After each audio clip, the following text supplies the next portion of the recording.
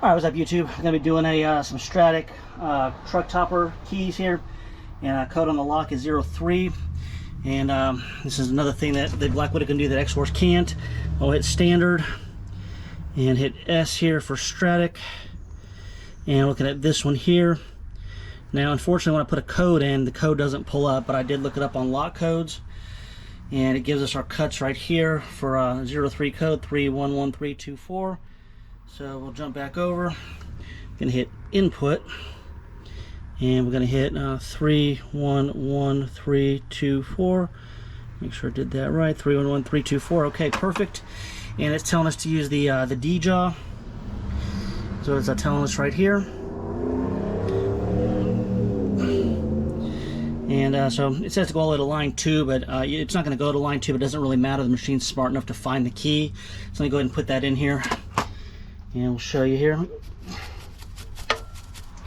All right, key going in, and I'm just going to slide it in as far as it can go.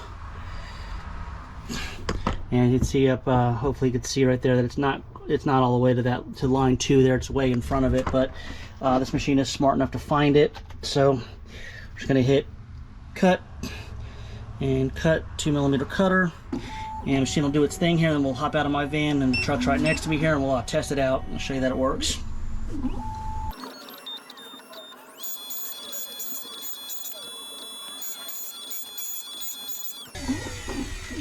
Alright, machine's done its thing here. There's our beautifully cut key. Alright, here's our first lock, code 03. Key works beautifully.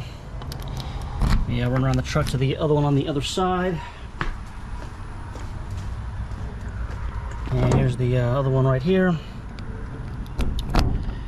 And perfect.